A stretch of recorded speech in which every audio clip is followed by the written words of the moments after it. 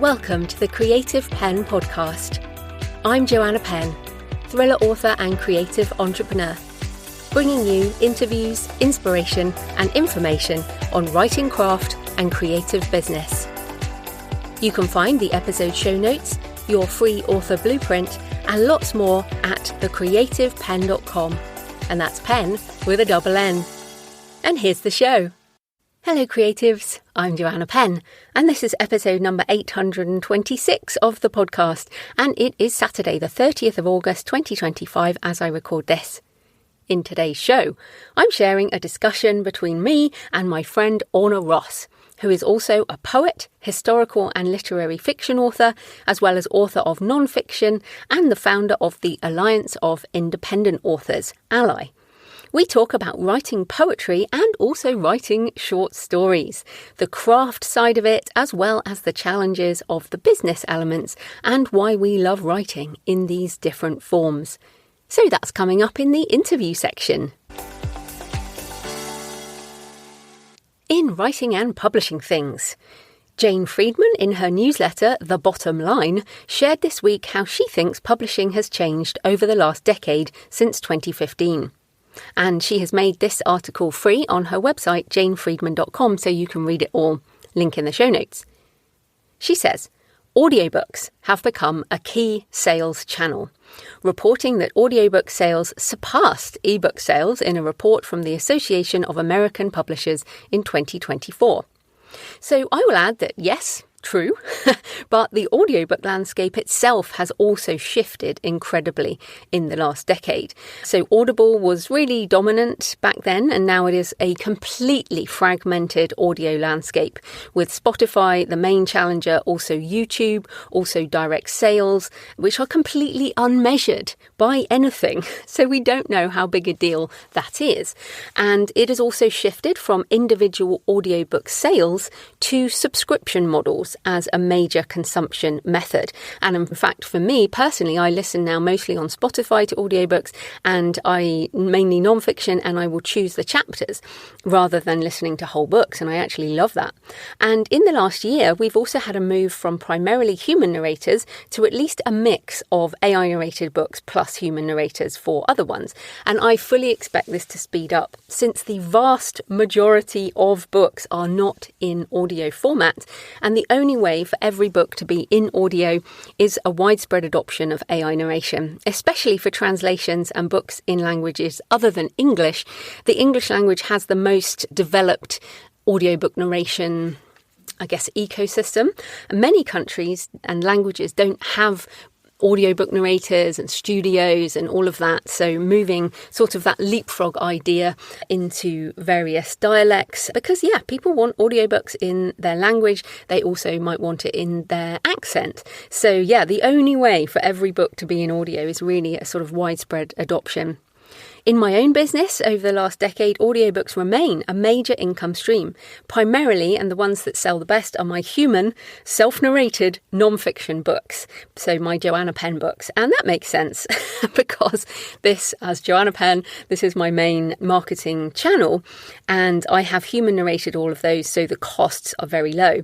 Most of my audiobook direct costs, paying narrators, are for my fiction books, because most of my fiction is narrated by human narrators, but they don't make so much profit. And the money those books make has definitely reduced in the last few years as there is more fiction available in audio. So I'm now doing a mix of human narration. So this year, Successful Self-Publishing, the 4th edition, is Human Me. So if you listen to that, that is me. But obviously my audiobook narration voice is different to my chatty, giggling podcast voice. My short story collection, The Buried and the Drowned, is my human narration voice, but Death Valley is my voice clone, and I'm currently working on Blood Vintage also with my voice clone on 11 Labs. And I expect to keep this mix of human narration and AI as audiobooks keep expanding. Back to Jane's article. She also notes, print books haven't died, but the media landscape has dramatically changed. Traditional publishers have long relied on that crumbling media ecosystem for criticism, coverage, and overall visibility for their authors and books.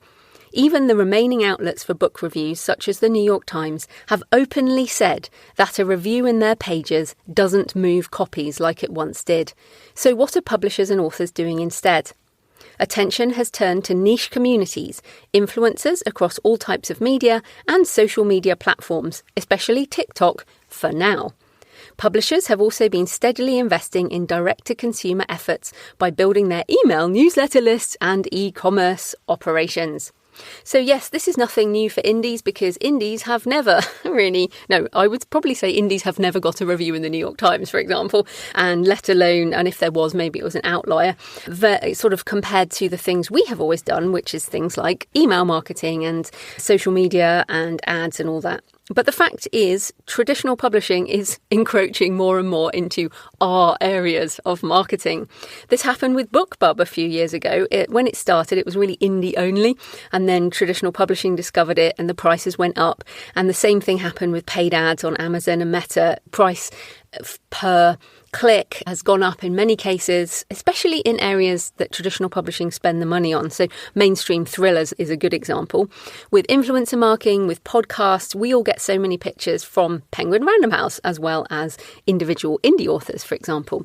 But the same principles apply as ever. Building your own email list, building up your own channels of marketing, a backlist of books, and then some way to reach out, whether you choose podcasting or short form video like TikTok or Instagram Reels or whatever, or one particular social media channel or YouTube or whatever it is. You are still a person, an individual, not a faceless brand like HarperCollins. And I'll tell you, quite frankly, if I get a pitch from a PR person at HarperCollins, I am far more likely to just delete it than I am if I get a pitch from an author. So pitching directly as an author is, I think, as somebody who gets pitched, I think it makes much more of a difference. I'm far more interested in a pitch from a person rather than a brand. So lean into your humanity and you can still stand out. Next on Jane's list, direct sales have grown in importance for both authors and publishers. She says, for such a long time, Amazon's dominance has felt incontrovertible, but publishers and authors who develop direct reach to readers have been able to escape its orbit and succeed on their own terms. She mentions crowdfunding, in-person sales and events, deluxe and limited edition books, and subscription platforms like Patreon. And of course, many of us have online stores. I mean, I've been using subscriptions since 2014. And now, of course, I have my online stores, creativepenbooks.com and jfpenbooks.com. But I started selling direct in 2008. I used one shopping cart back then, back at the beginning, eJunkie. I'm sure there's people out there who remember eJunkie, later PayHip, I've used Sells, I've used Teachable, I've used loads of different platforms. And then I moved to Shopify a few years back. And for now, for sure, I'm sticking with them as they are very pro AI usage within the environment and also pro crypto, which I hesitate to mention, but it is beginning to pick up steam again. I'm sure many of you have seen stuff like that in the news and will become much more important with agentic sales and a faster digital economy. So Jane says more and more prioritising Amazon sales is a choice, not a must. And yeah, I mean, certainly I feel like my books are available on Amazon as ever. I frequently, people will email me and say, oh, why are you supporting Amazon? And I'm like, I love Amazon. They have helped authors build businesses. I absolutely love them. I love them as a consumer. I'm on Amazon Prime. I am a shareholder in Amazon. And in fact, I bought shares in Amazon back when I made the decision not to go into KU. So when KU started, I realised that it would be a very, very big deal for some people, and it still is, obviously, but it was not a choice I wanted to make. So at that point, I did decide that I will take some of the upside by being a shareholder. So yeah, I think there are different ways of investing in these things and having multiple streams of income. You can make choices like prioritising wide, but that doesn't mean you can't make money in other ways. So back to Jane's thing. She says hybrid and collaborative partnerships have grown in size and complexity. Whereas indie and trad used to be quite separate paths, now they intermingle with different kinds of deals for different formats and different approaches. So yeah, it's a really interesting article. It is on janefriedman.com and you can read that for free. It is also in her great newsletter, The Bottom Line, which is a paid newsletter. very good value. And of course, another big change is the rise of AI, but I think that is likely to have a bigger impact in the next 10 years. So let's say between 2025 and 2035. And I was reflecting many of the things I wrote about in my 2020 book on AI have happened, like the use of AI for aspects of writing and marketing, the rise of AI narrated voice and audio, the issues of training on copyright data, the need for licensing. But I also did talk about the need for micropayments facilitated by blockchain technology, which can also provide the answer to the question of provenance and what is human created versus AI. And all of this is coming back with issues around deepfakes and all of that. So I think I still have a chance of making my 10-year predictions within that book. So yes, also this week, if you're interested in listening to an interview with me, I am on the Two Authors podcast, talking with thriller writers Douglas Pratt and Nicholas Harvey about how I work in projects, different kinds of book marketing, why special editions and beautiful books are so important. And in fact, Douglas and Nicholas are KU-focused authors, and I think I might have actually convinced them to branch out into some beautiful editions, some direct sales. So we shall see. But that is the Two Authors podcast, if you want to search that on your app or link in the show notes. So talking of AI things, Wired and other outlets this week reported that Anthropic, who make Claude AI, have, quote, reached a preliminary settlement in a class action lawsuit brought by a group of prominent authors, marking a major turn in one of the most significant ongoing AI copyright lawsuits in history. The move will allow Anthropic to avoid what could have been a financially devastating outcome in court. The settlement agreement is expected to be finalised on September 3rd. More details to follow. So yes, we'll get more details this week. Just to recap, in the original case, training on copyright works was ruled as fair use when the books were obtained legally. And Anthropic have actually been buying books and scanning them. So they've actually been buying them, which gives them the license to use them, and fair use when they are used that way. It was also ruled as fair use in another case against Meta. The issue, this ruling, is around the use of pirated works in the training data. So it's around piracy rather than use in training. And this is where the settlement has happened.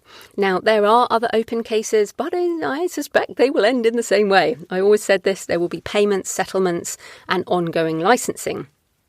As Mark Williams says in the New Publishing Standard, responding to this, the settlement prevents the establishment of crucial legal precedent regarding damages for the use of pirated content, while simultaneously cementing the fair use doctrine for legitimate acquisition.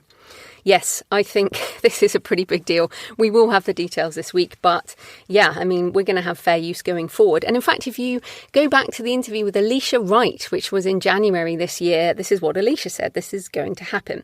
So yeah, this is not going to stop the AI train, especially in the USA, which sees AI dominance as a national security issue. This settlement proves that we will see more settlements, more licensing, rather than any kind of halt to adoption. So I hope that this will help authors, those who've been waiting for some kind of end of AI, and help people move into an attitude of using the tools rather than resisting them. There was a great Facebook post by Frida McFadden this week, who is currently one of the top-selling authors in the world. And she put on Facebook around AI, basically underscoring how you don't need to be afraid of it. She said, "I feel like every time I go onto Facebook, I see one of two things. 1. Readers accusing authors of using AI. 2. Authors being hurt and offended by accusations of using AI. I don't use AI to write my books. It shouldn't need to be said, but I'll say it anyway. But here's the part I don't understand. If you don't believe me and think all these successful authors are using AI to write books, why don't you do it too? ChatGPT is available to everyone. Just plug some idea into it and maybe give it a prompt like write an unputdownable psychological thriller with a shocking twist, and then have it write a book for you. You'll never have to buy a book again because ChatGPT can write everything you want to read. And then you can get it published and start making money off your amazing ChatGPT product. Brilliant idea, right? Do it. Seriously, why aren't you doing it? If you genuinely believe it's that easy, what is stopping you?" And I love that. I absolutely love it. I think it's brilliant because her point is that it's not that easy. So one, it's not that easy, and it's really not. Try it and you will see.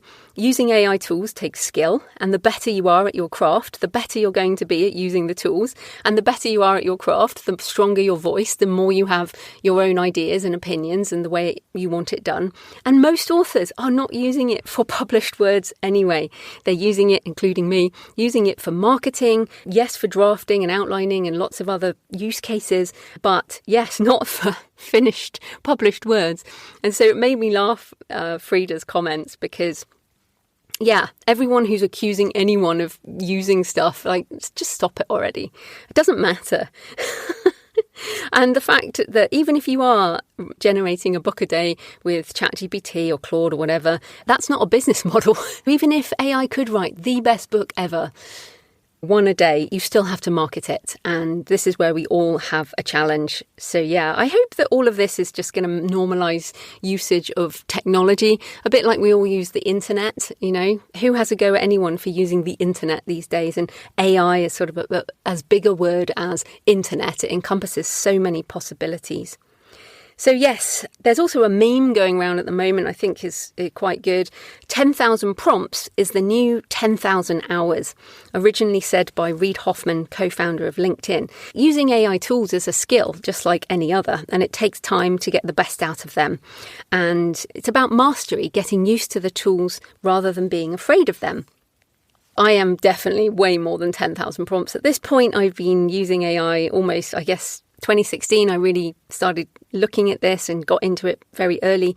So if you would like to jumpstart your usage or move into more developed prompts and use cases, join me for my final webinars this year on AI, 2 hours on the AI-assisted artisan author. 99.9% of this webinar will be on all the things you can use AI tools for that are not writing finished, publishable words. There are other places you can go to learn how to write books with AI. That is not my focus. I'm on the AI-assisted artisan author approach, and I have lots of new stuff. If you were even on my webinars in June, this is a completely different presentation with loads more ideas. I have 3 that I'm going to start with that I think are already very, very cool that I haven't shared. So the first one is coming up this weekend on 6th of September, and also in 2 weeks on Sunday the 21st of September. Both sessions are at 11 a.m. US Eastern, 4 p.m. UK. Ticket holders get the replay within 24 hours, so you don't have to attend live unless you want to. Patrons get a discount. So if you're a patron, make sure you use the discount link, but otherwise they're at thecreativepenn.com/live. thecreativepenn.com/live. In personal news, well, as this goes out, the big news is that my short story collection, The Buried and the Drowned, is now live. Yes, it's live on Kickstarter, and hopefully it will have even funded by the time this goes out. Here's a little about it. Some things are not meant to be forgotten. An ancient timber circle emerges from a storm-lashed coast. A secret chamber is discovered beneath a Victorian zoo. A long-lost tomb of undead knights is unearthed beneath the streets of Paris. What happens when the buried and the drowned break free? The Buried and the Drowned is my collection of dark, thrilling short stories that will take you from the volcanic shores of Iceland to the silent depths of the Pacific, from the catacombs of history to the frontiers of genetic science. These stories explore the thin veil between our world and the next, between myth and reality, science and the supernatural. It includes stories I've been writing for the last decade, and also 2 brand new ones, The Black Church, based on my Iceland trip, and Between Two Breaths, inspired by an experience I had scuba diving over 20 years ago. You can check out the campaign at jfpenn.com/buried and see the gorgeous hardback with patterned sprayed edges. It is my first patterned sprayed edge. I'm thrilled with it, or spreadge as they're known, with the design mirrored in the custom end papers. You can see the video, I show you the book. I also made the trailer with Midjourney, so check out the images. And Midjourney now generates video as well as still, and I'll obviously be demonstrating that in my webinar. The music was custom generated with 11 Labs, which is also a new functionality in 11 Labs, and I human narrated the audiobook. Yes, it's really me. I'll also be doing a craft webinar on writing, publishing and marketing short stories, which will be in October, and there are a limited number of consulting sessions available. So that is jfpenn.com buried. If you would like to see that or just have a look on Kickstarter, it's there. And then over on my Books and Travel podcast this week, Zoe Langley-Wathen talks about long distance walking, as well as facing fears and finding resilience in midlife. How she went from being quite the anxious solo walker to discovering her confidence and joy in long distance walking. And in fact, Zoe is about to leave with her husband on an epic walk around the coast of Great Britain, which will take about 2 years. So we talk about that too, because I'm like, yeah, I like long distance walking. I mean, 2 weeks or a few days, and Zoe's off for a couple of years. So have a listen to that. Just search Books and Travel on your podcast app or link in the show notes. So thanks for all your emails and comments and photos this week. Lots of cemeteries, which is very cool. I'm so glad you're embracing Memento Mori. Nikki Morrock on X sent some pictures from historic Beaufort, South Carolina. I just found 2.5 blocks of cemetery, and there's gorgeous old live oaks dripping with Spanish moss. The cemeteries on the East Coast are full of tragedy, beauty and tributes to those who started this country. Always thought-provoking. And I'm just realising I'm saying Beaufort, and I bet you that Americans say that differently. That's how we would say it in England. Maybe Beaufort, could be Beaufort. There's many ways you could pronounce that. Nicholas sent pictures from West Bay Cemetery at the aptly named Cemetery Beach in Grand Cayman. I always love to see cemeteries in the sand with palm trees, which is just so strange. And he says there are many cemeteries by the beaches around the island. A tradition started long before beachfront property was worth millions. Yes, and I imagine those are actually protected because they're grave sites. And then Dale sent a quiet, tranquil setting, Mission Hill Cemetery in Bay Mills Township, Michigan, USA, near the cold and treacherous waters of Lake Superior. This quiet grove is the resting place of the unknown sailors of the steamer Myron, which sank in November 1919 with 17 crew members perishing, becoming entombed in ice until they drifted ashore. Wow, and I just see that in my head now. 17 crew entombed in ice. They were, some of them interred in this common grave. Coins have been left at the site to pay Sharon for their passage across the Styx. I know some people say Sharon, Charon, but yes, I think that's brilliant. And isn't it interesting, the mind's eye thing? I talk to people about this sometimes, but in my mind's eye, I can see those drowned men entombed in ice. I see it in my head, and that's how I write. I see pictures and images and film things, and then I write it. There's never a soundtrack. Some people don't see images. I know Rachel Herron has said she sees words, which is interesting. Other people don't see anything. They might hear things. Like, people have different brains. So fascinating. Anyway, thank you for that, Dale, because I now have that image of 17 crew entombed in ice. Okay, please leave a comment on the podcast show notes at thecreativepenn.com or on the YouTube channel. Message me on X at thecreativepenn or email me. Send me pictures of where you're listening, Joanna at thecreativepenn.com, and all pictures of cemeteries and graveyards. I love to hear from you. It makes this more of a conversation. So this episode is sponsored by Draft2Digital, who I use for wide ebook publishing to Apple, Nook, library services and more, as well as payment splitting with my co-author Mark Leslie Lefebvre for The Relaxed Author. They also do print. Are you an indie author in need of an easy and efficient print-on-demand service backed by a world-class customer support team? Look no further than D2D Print from Draft2Digital. It's ideal for authors who've already published ebooks but haven't yet done print. You can convert an ebook to a print-on-demand file with just a few clicks, turn an ebook cover image into a full wraparound print cover in seconds, choose from dozens of beautiful interior layouts, choose from a variety of industry standard trim sizes and formatting options, distribute worldwide. You can use free ISBNs if you like. You can order author copies within 32 countries and they do not have that little band saying proof on. And you can also use free change tokens every 90 days to make updates to your published print books. All this and more with no setup or recurring fees. Print on demand is a game changer for indie authors because while brick and mortar bookstores can't physically stock every book, they can check for the POD, print on demand, availability of a book when a customer requests it. If you only publish ebooks, you could be missing a huge opportunity. Let's fix that with D2D print at draft2digital.com. So this type of corporate sponsorship pays for the hosting, transcription and editing. But my time in creating the show is sponsored by my community at patreon.com/The Creative Pen. Thanks to the 5 new patrons who've joined in the last week, and thanks to everyone who's been supporting for months and years. If you join the community, you get access to all my backlist videos and audio covering writing craft and author business, as well as AI tutorials. Last week, I shared my monthly Q&A audio, basically an hour's worth of me answering questions from patrons. The Patreon is a monthly subscription, the equivalent of buying me a black coffee a month or a couple of coffees if you're feeling generous.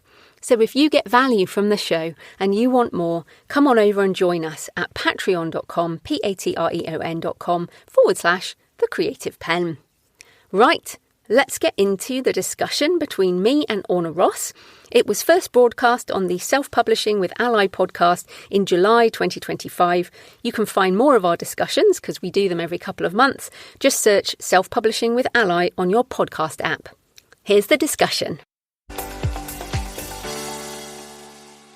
Today, we are going to be talking about what we've both been working on recently. And actually, we've got a lot of craft-related discussion going on today as we talk about writing, publishing and marketing, poetry and short fiction. So there are writing craft things in today's shows and also author business aspects. And I had this idea about this show because, Orna, you shared a poem written about your mum's death on your Go Creative podcast. And I did tear up, and I'm sure a lot of people listening would have teared up too. And it must have been really hard to write. So I wanted to ask you, why did you decide to write a poem about this really difficult topic? And how do you know when something should be a poem as opposed to something longer? Yeah, so poems pick me rather than me decide. I don't actually, with longer work, I will make a decision. I'm going to do a book on such and such. But poems kind of come along or they don't. And so this one arrived, and that's why I decided to do it.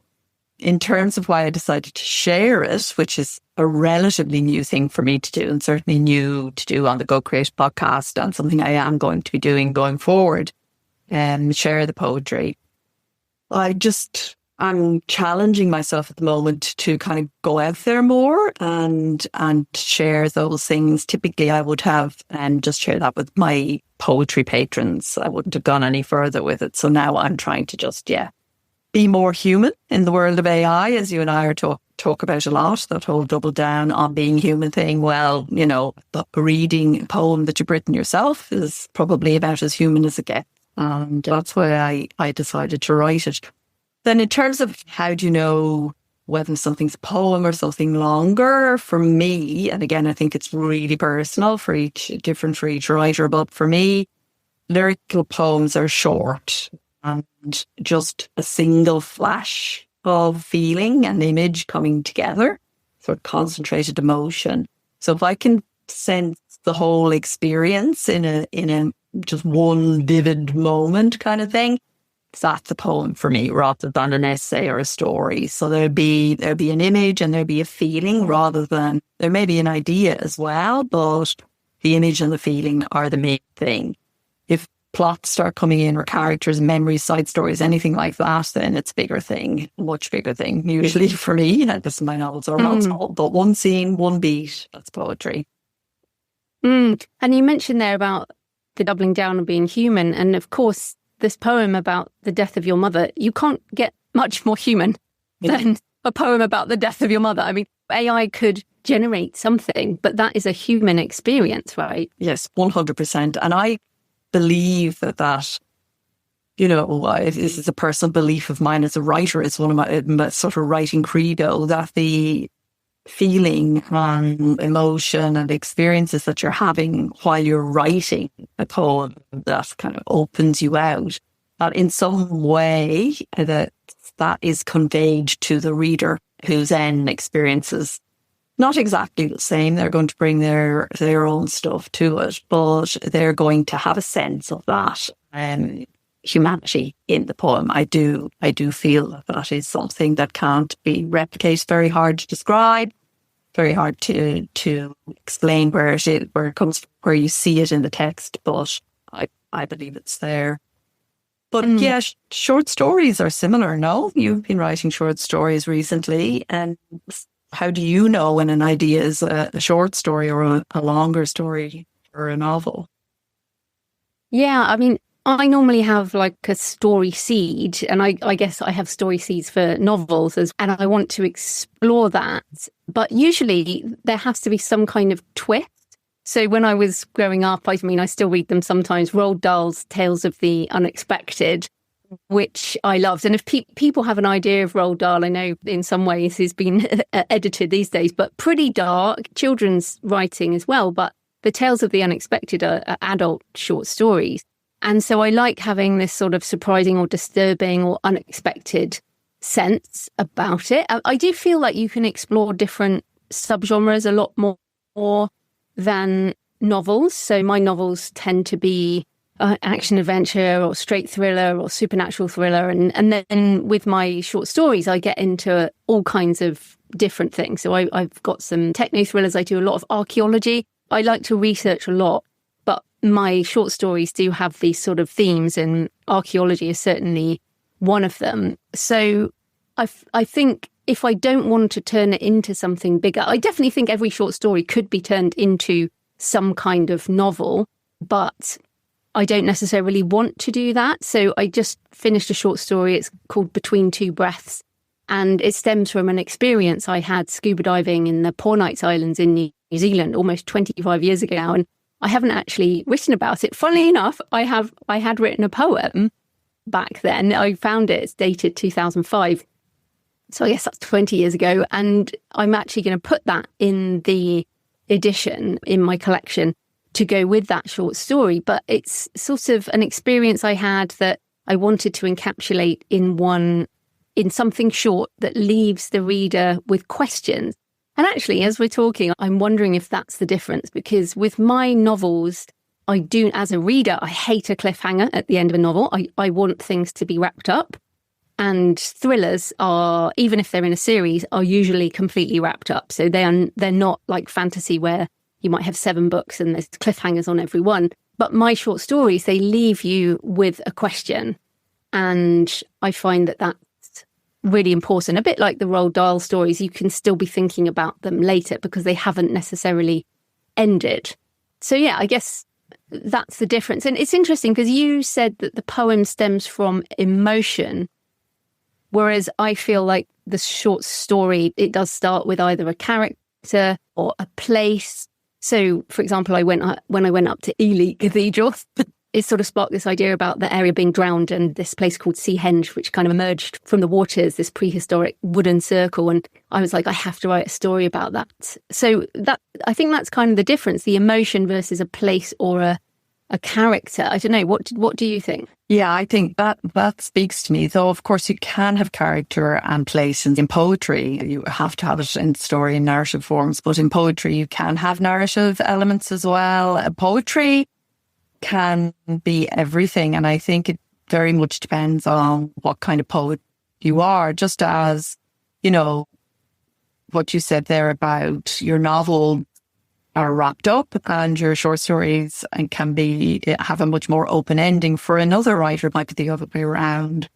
It's very much, I often feel the forms that we write in, they choose us. And we've discussed this before in terms of the fact that writing across genre and across the big macro genre of fiction and non-fiction. And then I do poetry as well. I mean, you wouldn't choose that if you were just operating from choice, would you? No. And in similar ways, I think the forms that we use, they kind of choose us a bit, don't they?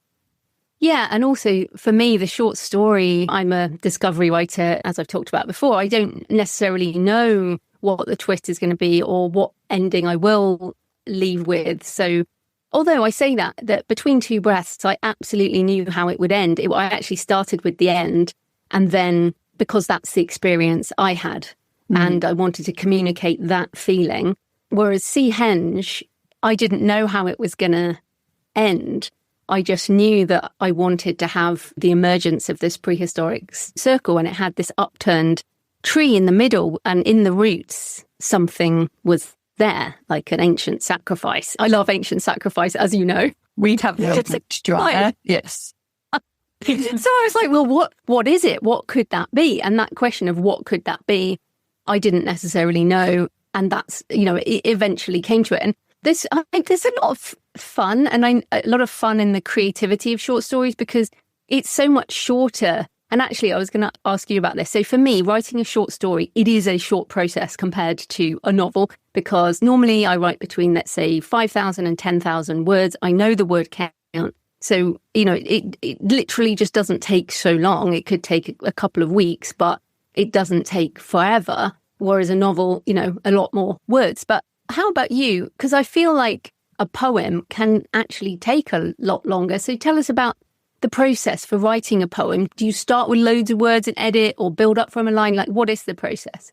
Yeah, so just on the thing of brevity and short is one of the major reasons that I write poetry, because novels and nonfiction for me take a very long time, and almost all the poems that I have published, I write and publish them pretty quickly, actually. I have just one big epic I've been writing for a long time, and a long poetry sequence about women and writing and a tradition, the writing tradition, if you like. So it's a huge theme, and that one is taking a long time. But generally speaking, the fact that I can start and finish a poem sometimes in a day is just brilliant for me. And it keeps me, I think I can keep on with these big fiction projects and things because I get the satisfaction of putting poetry together in between. So not every poem is done in a day, not by any means. Sometimes they take weeks and sometimes they take a few months, but that's nothing for me compared to big books. So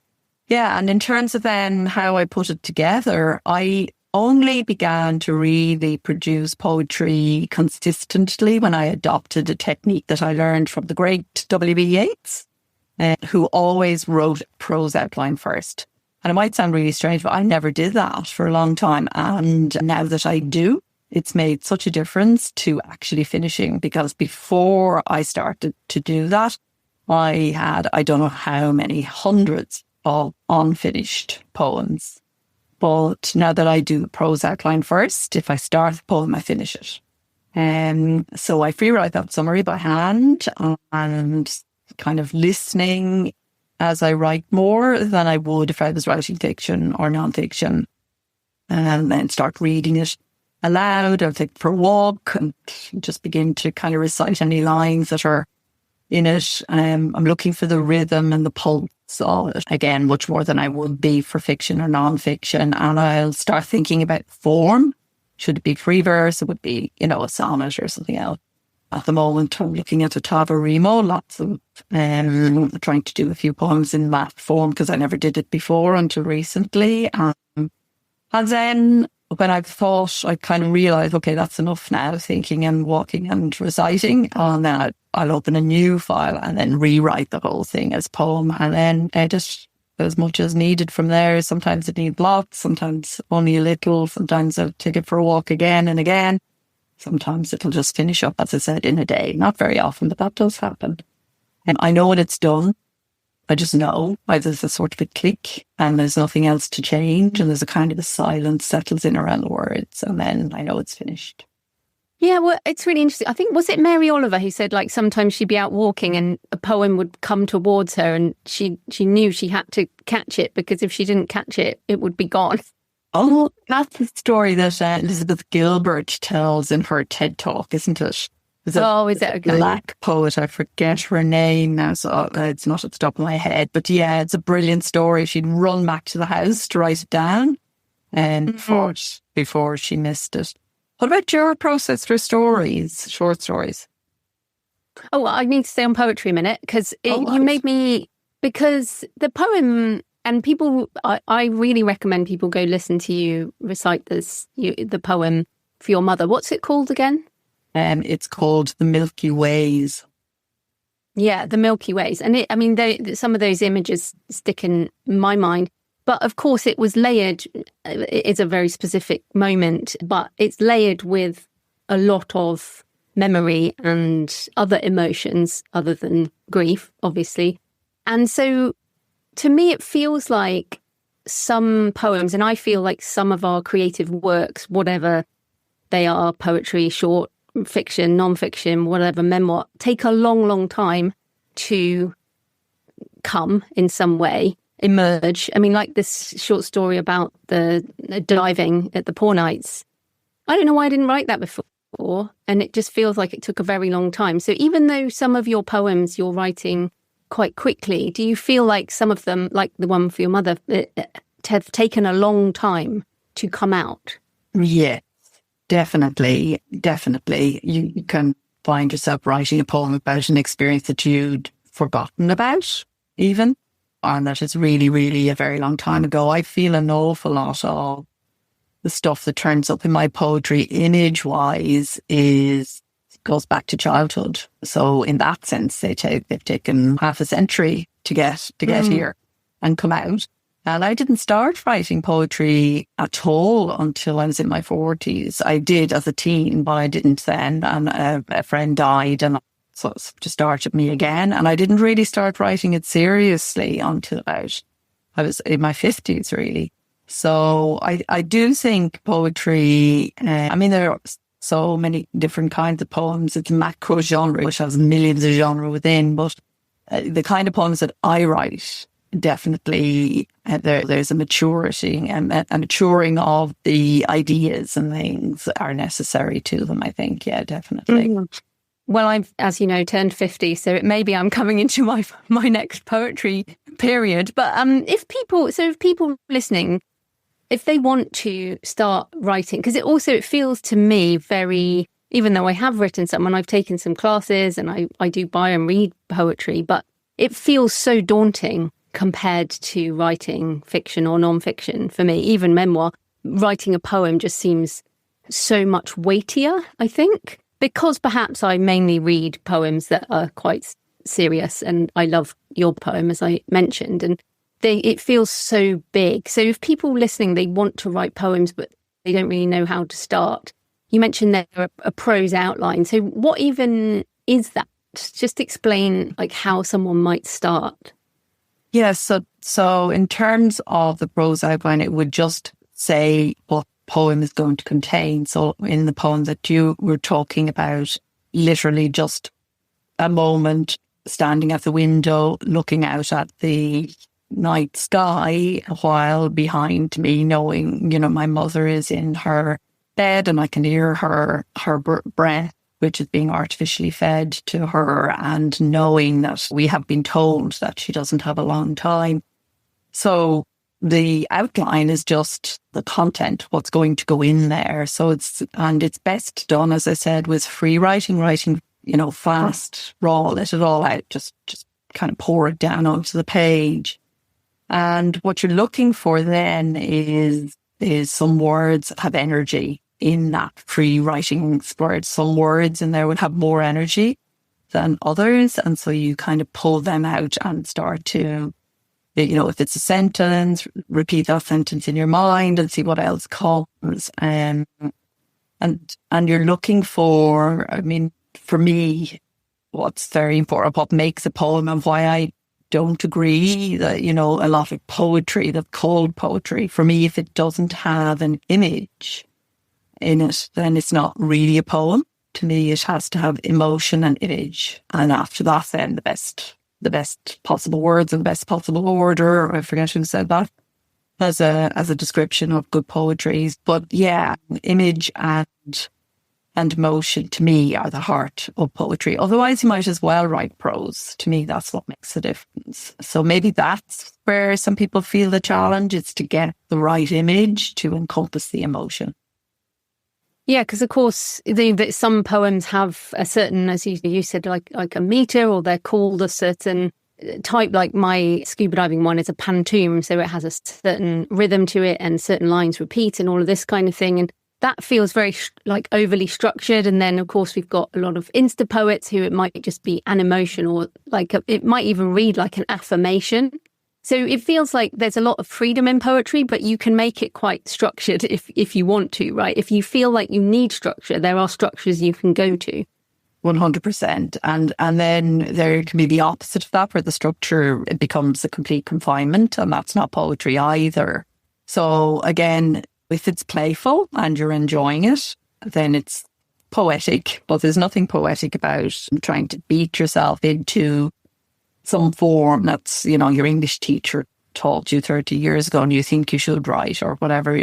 Poetry can be anything. And that freedom can be, that can stop us. So if structure helps, use it. If structure doesn't help, let it go.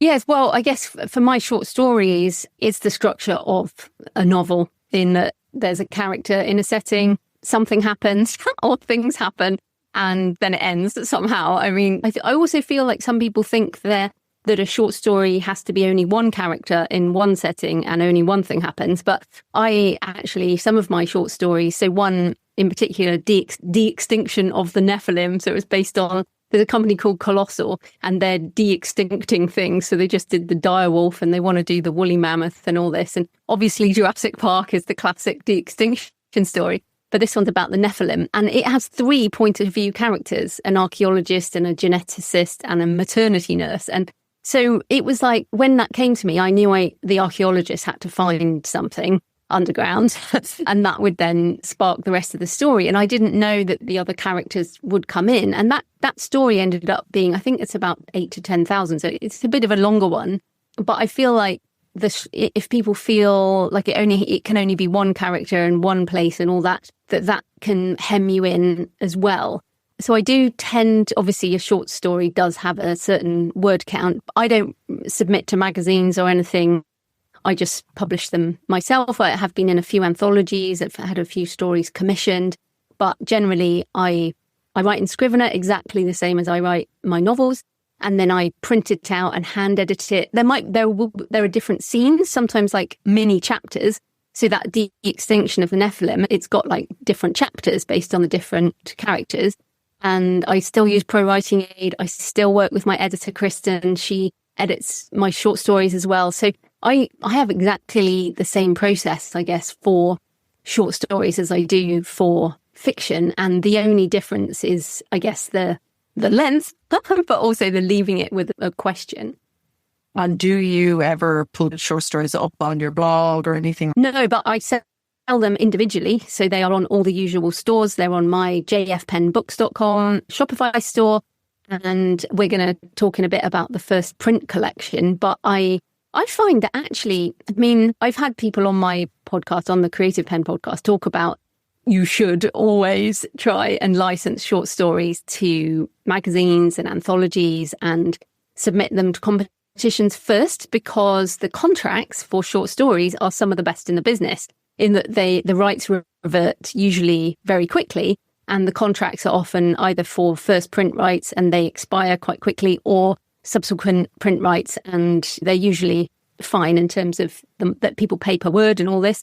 But I'm just so impatient that I normally, once I have, a bit like you, when I have an idea, I'm like, no, I need to write that story. And then I publish it and I send it out to my email list. And you can actually make some decent money, even selling them at 99 cents, which I feel, or $2.99, I suppose. But you can't price an individual short story at too high. I do also narrate them myself, the audiobooks, as human me. So that can kind of add in that human element as well.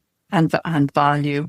And the people who say, send them out, I think underestimate how much creative energy that whole submission process takes backwards and forwards. So I'm the same with poetry. I mean, people assume that you must submit poetry to journals and stuff. And I just never do, never have, never will.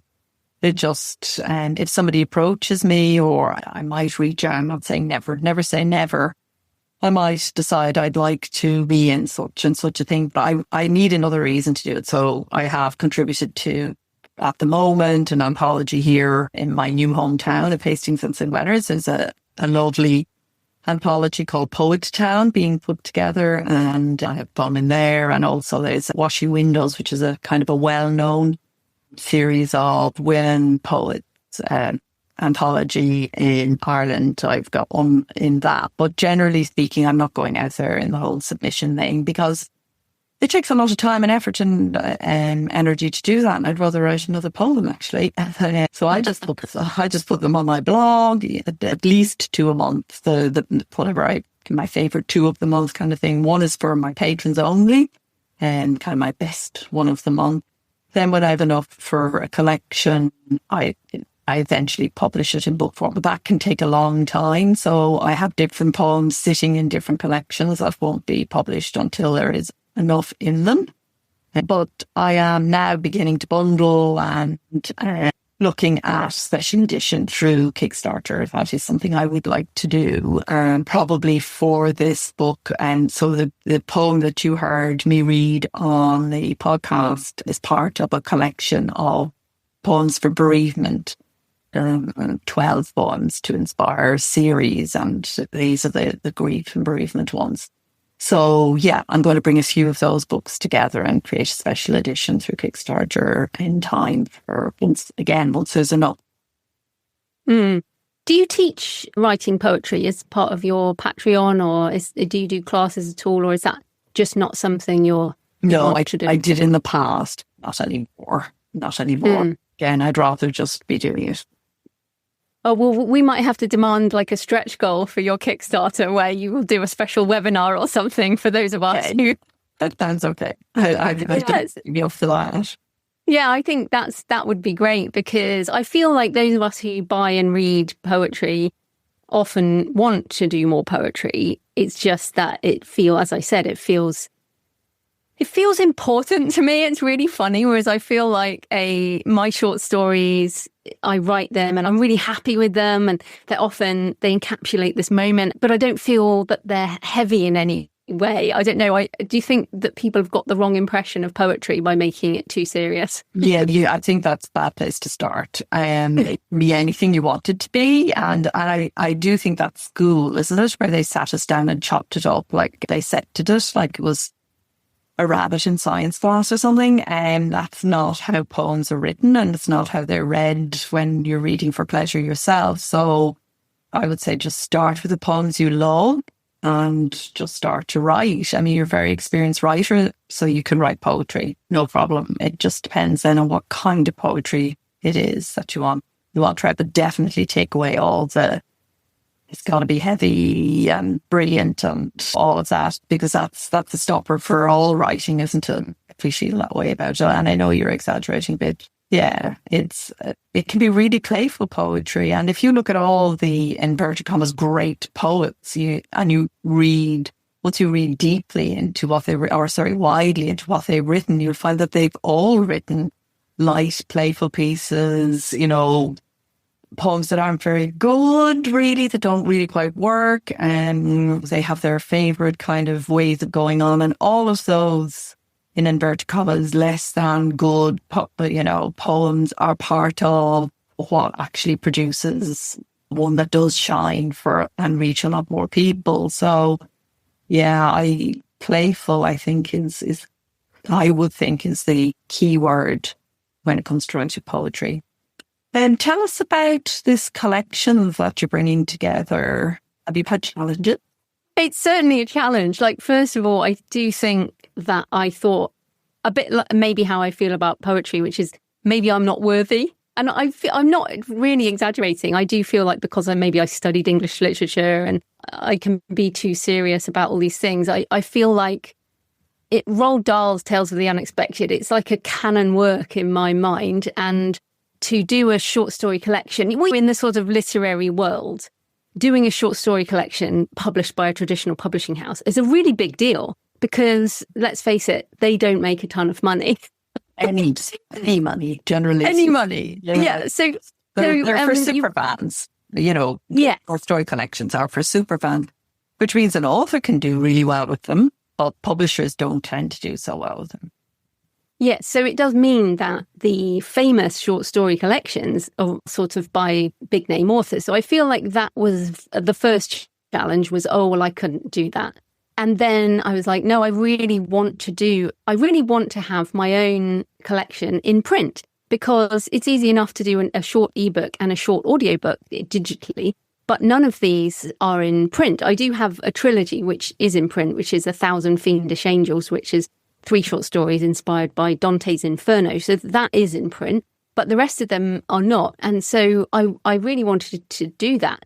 And so that was one challenge. I was like, should I do it? Now I really want to do it. And then it was, okay, what do you call it? And this kind of titling of a short story collection or that I haven't written to be related to each other was really hard. But this is where ChatGPT and Claude, I used both of them, uploaded all the ebooks that I'd written, all the short stories, and asked for titles for the themes, asked it to really examine the themes across the whole thing. And people could use Notebook LM, Google's Notebook LM as well. Anything where you can get it to really look at your work and kind of analyze it. And we can't see these things ourselves, but there were loads and loads of titles. But the one I love is called The Buried and the Drowned, which some people, if anyone's not read my fiction, that does say a lot about me and that is true. Yep. Super dark little soul. But I mean, for example, of the ones I've talked about here, Seahenge is very much about the drowned and De-Extinction of the Nephilim is very much buried.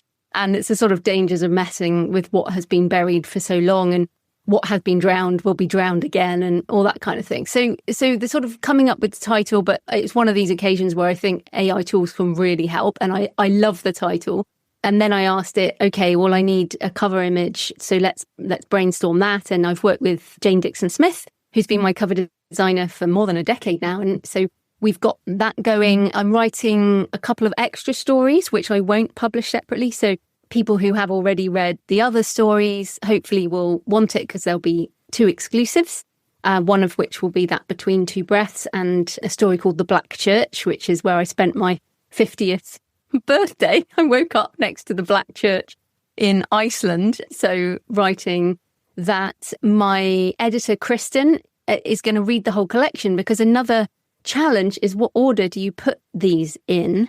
So I'm going to try and figure it out myself. And then I'm going to give it to Kristen, who has edited some of those stories already, but she will read it as a first reader. I'm also expanding the author's note. So all my short stories have very personal author's notes, like where have these stories come from. Like another one is about and having an eye operation. And after I had laser surgery a few years ago, it's called With a Demon's Eye.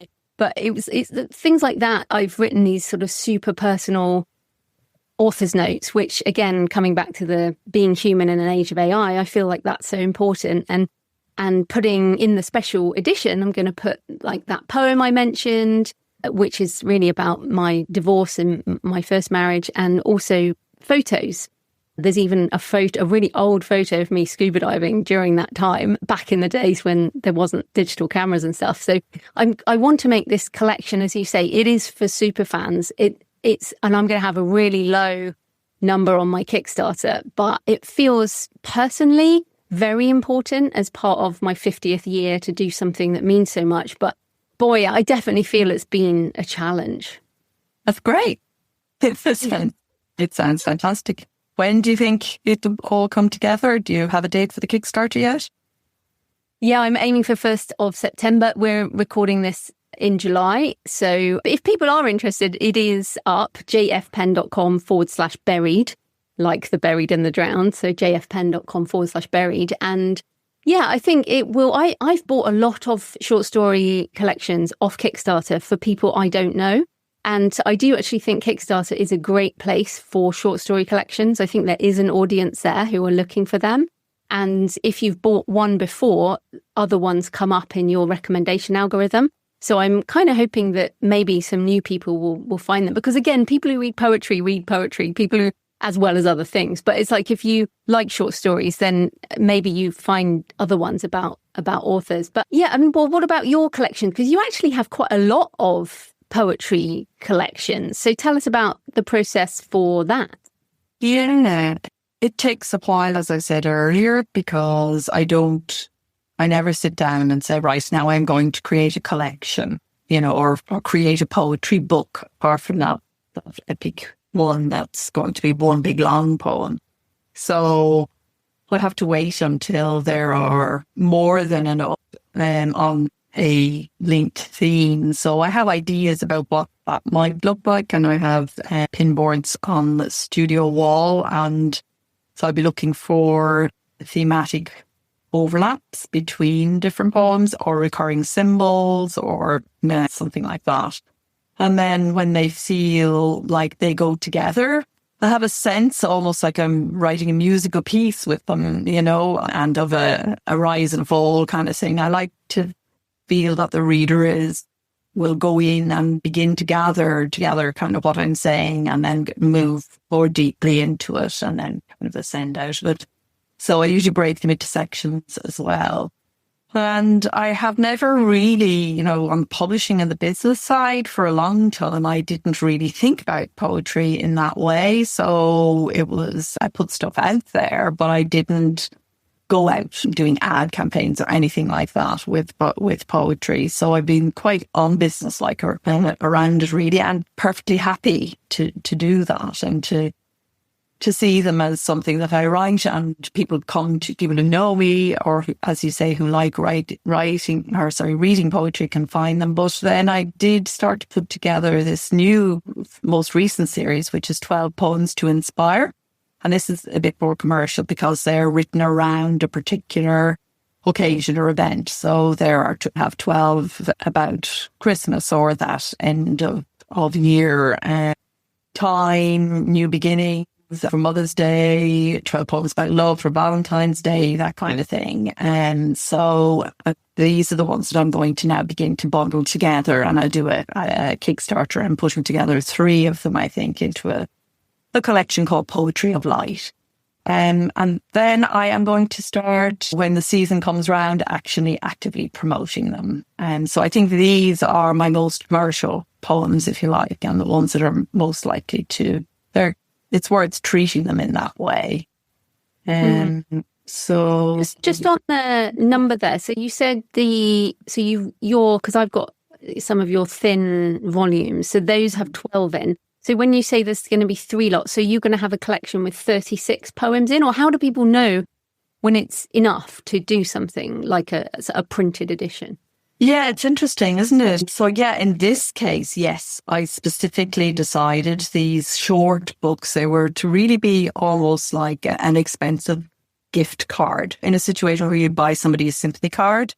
Instead, buy this slim volume and give them this instead. It'll be more meaningful. They hopefully won't put it in the bin, and it will last till they can come back to it and read it again and again. So that was the idea of them. They were deliberately slim, and in fact, they are illustrated as well. I forgot to say that. My daughter has done the illustration. I had my own efforts at illustration, but I'm updating them all now. My daughter has done the illustrations for them. So they're an experience specifically around a particular thing. So that wouldn't be your typical collection. I have, they will be bigger. For example, I have Allowing Now is a collection of mindfulness poetry. I'm not sure how many poems are in there, but probably 50. So I think the general consideration for a collection is 50 to 60 poems. Makes a collection depending again on length of poems. So it's difficult to generalize, but that will be, that will be the average, shall we say, for a collection. And just on the poetry editing side, because as I mentioned, I work with my editor, Kristen, on the individual stories, and then also for the whole collection. And obviously for fiction, I work with editors, as I know you do. But what do you think about editors for poetry, whether an individual poem or for a collection in kind of understanding the structure of a collection? Oh, yes. Yeah. Editing is contrary to what people think. Editing is just as important for poems as it is for fiction and non-fiction, and editors make poems immeasurably better. So at every level, at the developmental level, in the individual poem, obviously, and copy editing and punctuation choices can make a huge difference to a poem's meaning, actually. So punctuation becomes super important. The shorter the form, the more important it is. So yes, and you need an editor who writes and edits poetry. You can't just have your usual editor for poetry. I think it has to be somebody who understands, and who understands both when to step in and when to stay away. So yeah, I think it's really important. And then I guess the other thing, one of the reasons we do Kickstarters is because we want to produce gorgeous print books. So again, I'm doing green foil for The Buried and the Drowned, which on the cover is going to look awesome. And there'll be a ribbon and sprayed edges and the photos, and the paper will be heavier, and it will just be all the cool things that we can do once we get the Kickstarter money, and you can't really do it otherwise. But also with your collection, are you thinking about some of the beautiful elements? Because of course, poetry and page layout is so important. Yeah, definitely. And I think if you writing poetry is one thing, and producing poetry books is great. But if you want to start to think about selling poetry, then you have to think about beautiful packaging, I think, because that's essentially what people are looking for when they buy poems, and it can be very subtly beautiful, but the layout of the words on the page becomes all important, and how that page feels. And as you say, if you can make your poetry book look and feel gift worthy, then it has a much better chance of some commercial success. And it should also, I feel, be a coherent emotional experience, the collection.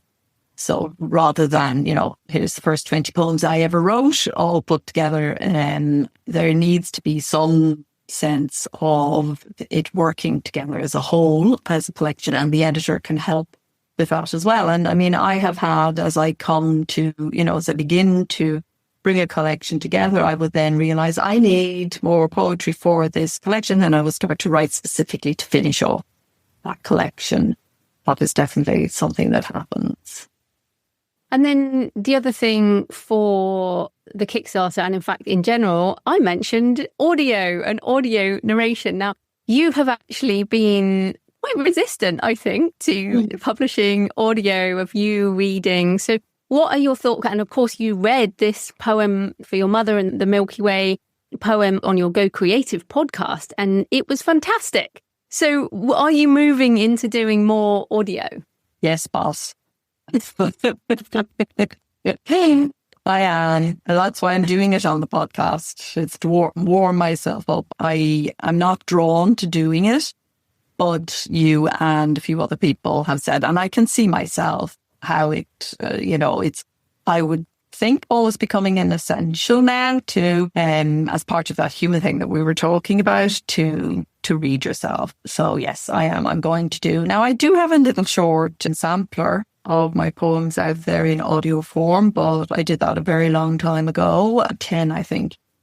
First Flush, it's called, is just a sample. But yes, I am going to do these myself and do audio. So when I do this collection and the bundle and everything, I'll have the audio as well. Well, I mean, you mentioned that. Is it essential? I mean, I probably would have read the poem when you had put it somewhere. But because I'm an audio sort of reader in so many ways, hearing you read that poem, I think, has a lot more impact. And again, as the human element, hearing you read it is so important. So for people who are listening who might be feeling as uncomfortable about it as you have, any tips for getting over that, I guess? Feel the pain and do it anyway. I don't really know that I'm the right person to give tips about this, because as you say, I have been so, I've kept long fingering it.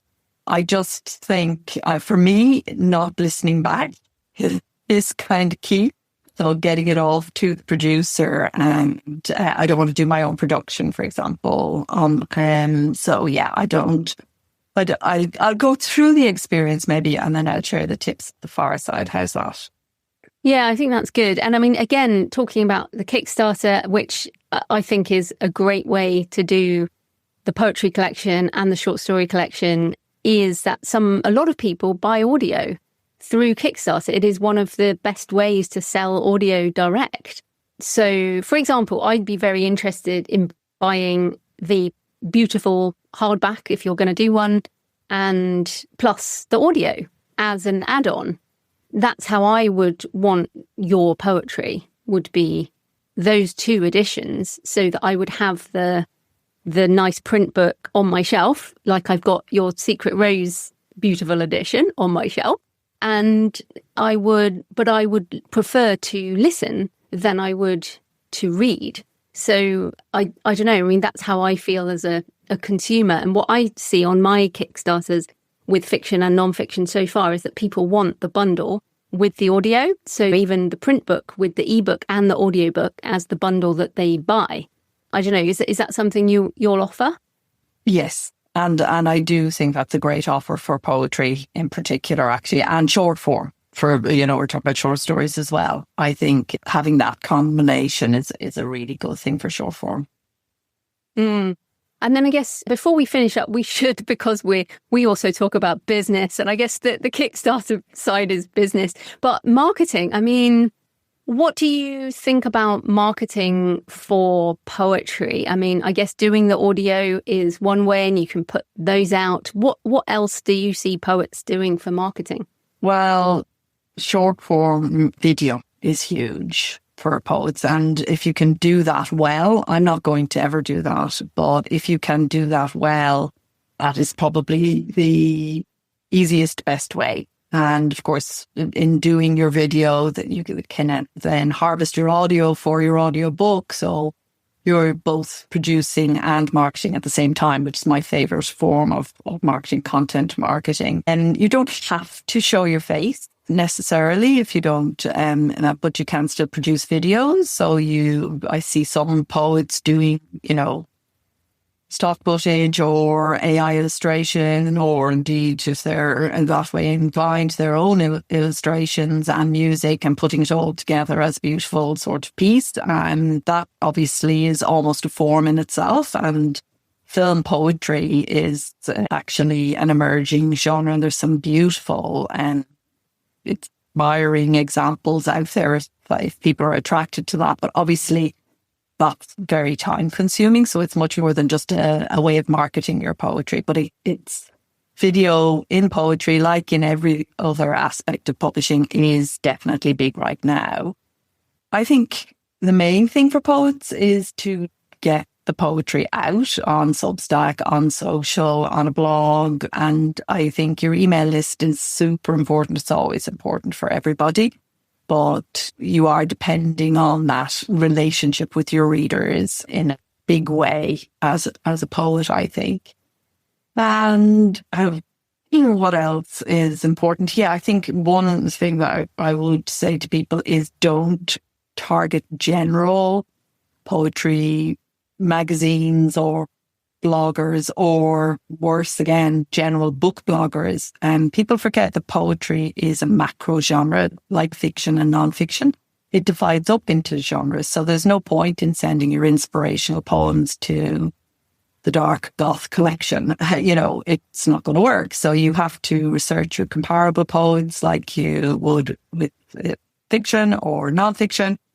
And then you find out who's working in that arena, and you send them a tailored pitch, or you can swap reading with other poets. I mean, that's how there's a very thriving poetry scene on all of the platforms, I think. Instagram is the one that I'm most familiar with, though I'm not there anymore. I was part of that for a few years and I really loved it. And then there are the magazines and the literary journals and stuff, of which, as I said, I don't do. But if you want to do those, they are hungry for content always, and they like dealing directly with the poet, and they're not inclined to deal with mainstream PR as much.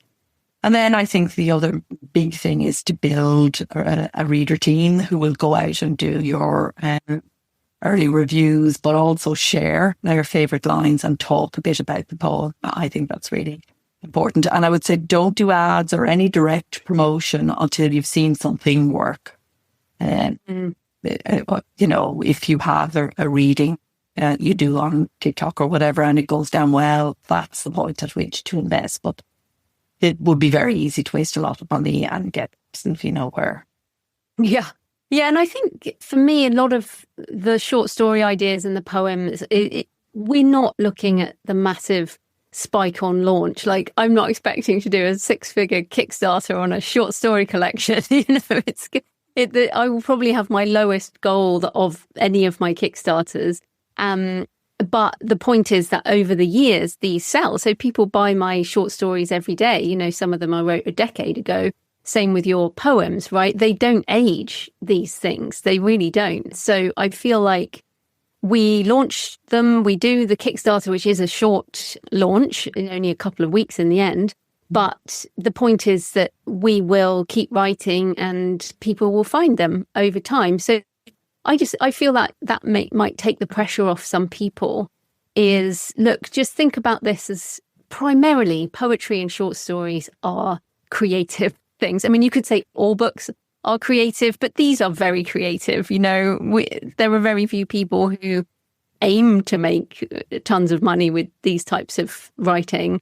And so it is very much a creative drive and a piece of your body of work that you want to get into a beautiful print edition. That's kind of how I feel. And then I will do my best. But as you say, I'm not going to spend any money on marketing it. I'm going to put it out there and see what happens.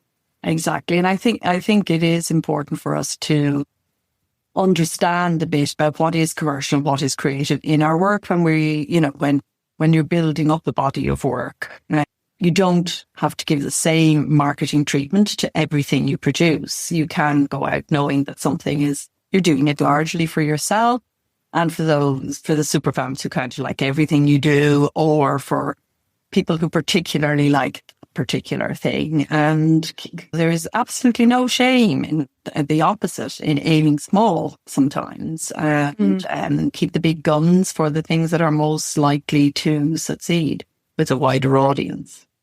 Absolutely. And I guess that brings us back to definition of success and why we write these things. And it really is, as we both said, I think these ideas just come to us and we know that we want to write them as a poem or as a short story. So I guess any finishing thoughts, Orna? Just that it's brilliant to be indie. Yeah. You know, with this stuff. Because it can be heartbreaking. I remember back in the day when indie wasn't a thing, and trying to get somebody to be interested, to say, yeah, it's just great to be able to just put it together, put it out there, see what happens, and not mind too much how it goes. There is a great freedom in that I think is really, really precious. Fantastic. So yes, you can find mine at jfpenn.com/buried.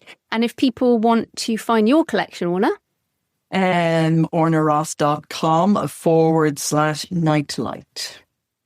Fantastic. Well, thanks for being with us today, everyone. We really hope that you have found this useful, and all the best with writing your own poems and short stories. Happy writing, everyone, and happy publishing. So I hope you found the discussion with Orna interesting if you want to write poetry or short stories or anything else. And we do a discussion podcast on the Self-Publishing with Ally podcast every few months. So you can find more of these kinds of episodes on that feed or at selfpublishingadvice.org. So let me know what you think. Please leave a comment on the podcast show notes at thecreativepenn.com or on the YouTube channel. You can email me, Joanna, at thecreativepenn.com. Send me pictures of where you're listening or your favourite cemetery or churchyard. And of course, if you're interested in my short story collection, head on over to Kickstarter or jfpenn.com/buried, and that will redirect whenever you are listening to this. Next Monday, I'm talking about writing fan fiction and multi-passionate creativity with Kim Boo York. In the meantime, happy writing, and I'll see you next time. Thanks for listening today. I hope you found it helpful. You can find the backlist episodes and show notes at thecreativepenn.com/podcast. And you can get your free author blueprint at thecreativepenn.com/blueprint. If you'd like to connect, you can find me on Facebook and X at The Creative Penn, or on Instagram and Facebook at JFPennAuthor. Happy writing, and I'll see you next time.